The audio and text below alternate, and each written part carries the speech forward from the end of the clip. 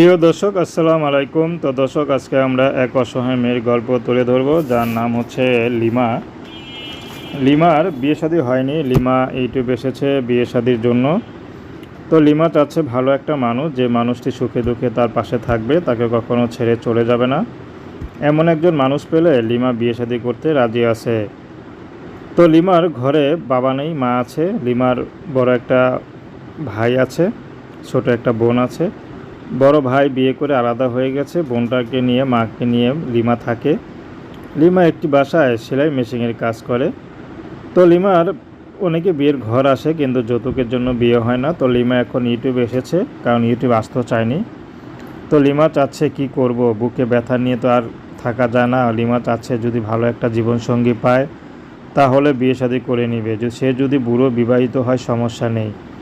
যদি এমনও হয় যে কোনো পুরুষ প্রবাসে থাকে, সে যদি ভিডিও কলের মাধ্যমে বিয়ে শাদী করতে চায়, লিমা রাজি আছে।